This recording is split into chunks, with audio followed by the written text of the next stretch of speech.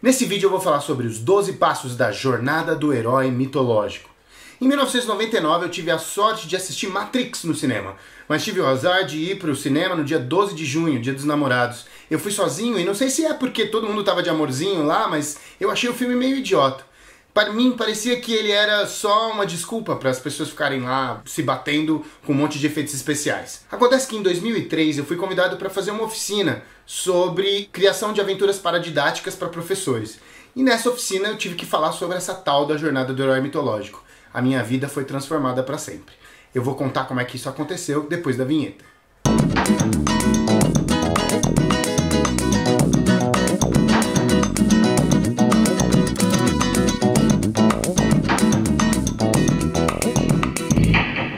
Joseph Campbell é um pesquisador que começou a estudar sobre as semelhanças entre diversas histórias dos povos primitivos. Vladimir Proprio, um outro pesquisador, fez o mesmo com as histórias de contos de fadas russos. E finalmente, em 90, o Christopher Vogler escreveu um pequeno manualzinho para ajudar os roteiristas de Hollywood a encontrarem um caminho para escrever as suas histórias. Esse pequeno manual acabou se transformando nesse livro, A Jornada do Escritor, do Vogler, e é a partir dele e de diversas experiências com os outros livros e as outras referências que a gente vai se basear. Número 1. Mundo comum. A primeira parte da jornada do herói é demonstrar que ele não é um herói. Nessa parte, as narrativas vão tender a mostrar o herói em sua vida cotidiana, onde ele não está fazendo nada. Por exemplo, no início do livro Jogos Vorazes, em que a Katniss é mostrada procurando comida, mostra toda a desolação e as dificuldades que as pessoas vivem no Distrito 12. E como, por exemplo, no filme Matrix, o Neo é mostrado vivendo a sua rotina de escritório, tendo que obedecer um chefe chato, chegando sempre atrasado. 2. O chamado à aventura. Em um dado momento, essa vida comum do herói é interrompida por algum evento que vai mudar a vida dessa pessoa para sempre. Katniss, durante os eventos da colheita, descobre que a sua irmã vai ser escolhida para ir para os Jogos Vorazes. Então ela se voluntaria no lugar dela, a partir dali mudando toda a sua trajetória. O Neo encontra uma pessoa que começa a conversar com ele no computador e diz: siga o coelho branco. E a partir dali as coisas começam a acontecer de forma diferente. 3. A recusa do chamado. Não é fácil você encarar que você vai ser um herói a partir de um momento da sua vida. A Katniss, apesar de se voluntariar no lugar da irmã, tem várias dúvidas a respeito de se ela deve fugir ou não antes de encarar definitivamente o desafio. O Neo também diversas vezes tem a chance de ser apresentado à Matrix, mas ele foge antes de efetivamente conseguir encarar o chamado heróico. 4. Encontro com o mentor. Durante a sua jornada, o herói vai encontrar diversas pessoas que vão ajudá-lo, mas uma delas vai fornecer pistas, motivação e até mesmo a arma mágica que vai permitir que o herói enfrente o seu desafio final. A Katniss tem o Haymitch, que é oficialmente o seu mentor, e que vai fornecer a ela todas essas coisas e ajudá-la a cumprir o seu destino final. O Neo é apresentado a diversas pessoas, mas eu considero que a Oráculo é aquela que diz a ele o que ele precisa saber. E é a partir daí que ele consegue identificar o seu verdadeiro papel e enfrentar o seu desafio final. 5. A travessia do primeiro limiar. Existe um momento em que o herói sai definitivamente do seu mundo comum e vai para um novo mundo onde ele vai se tornar um herói. Esse momento costuma ser representado graficamente. No próprio filme Matrix, por exemplo, você tem a transição do Neo para o mundo digital através do espelho. A Katniss pega um trem e vai parar na capital. Até na história da Alice, por exemplo, tudo começa quando ela entra na Toca do Coelho. Então sempre existe uma espécie de transição gráfica, um espelho, um portal, alguma coisa pela qual o herói vai passar para representar esse momento de quebra entre o mundo em que ele vivia e o mundo que ele vai passar a viver agora. 6.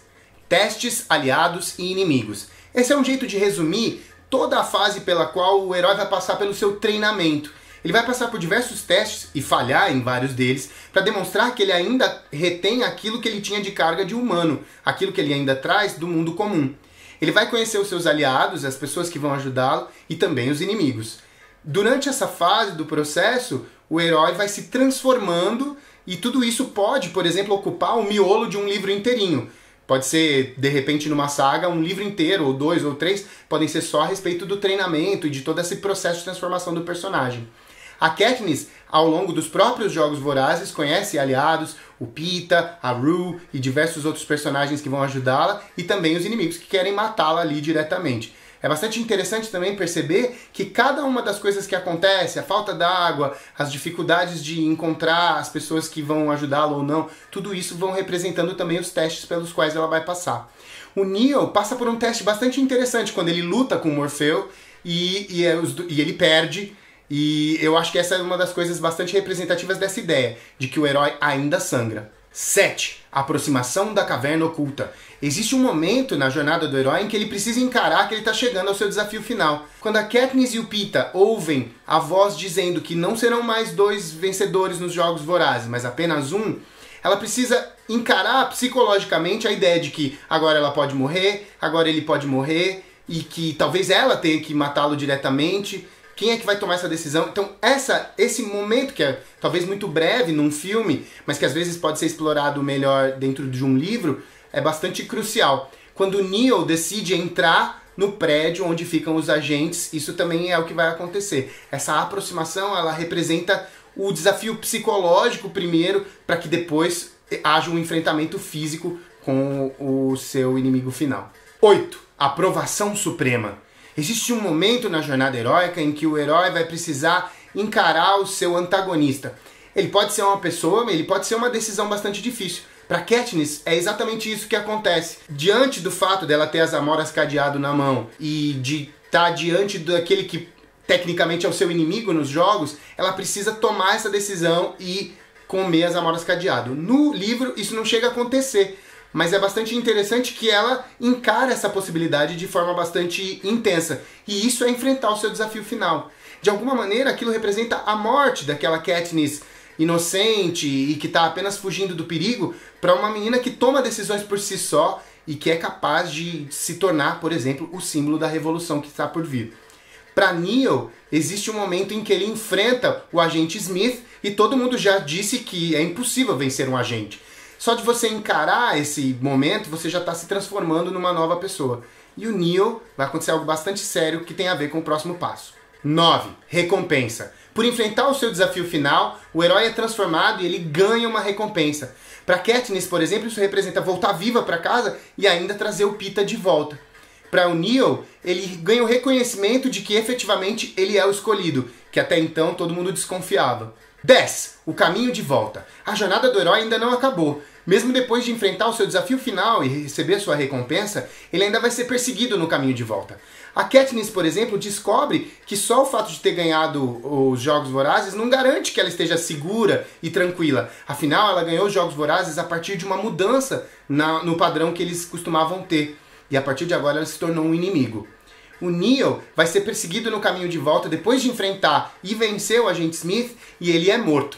11. Ressurreição. O herói volta purificado para poder chegar ao mundo comum e trazer algo novo para ele.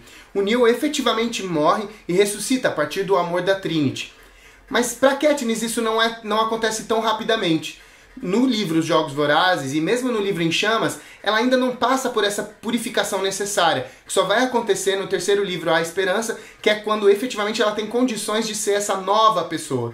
Em caso de sagas, isso acontece bastante. Muitas vezes a jornada do herói ela volta e volta e volta várias vezes, até que finalmente o herói possa cumprir o seu destino final. O próprio Harry Potter, por exemplo, só no último dos episódios de todos os livros é que ele vai morrer e ressuscitar. 12. Retorno com o Elixir. Agora purificado, o herói traz a solução mágica que vai permitir que as pessoas do seu mundo comum vivam uma vida mais harmoniosa. Katniss é transformada cada vez mais em um símbolo da revolução que vai permitir com que tudo se transforme naquele universo em que ela vive.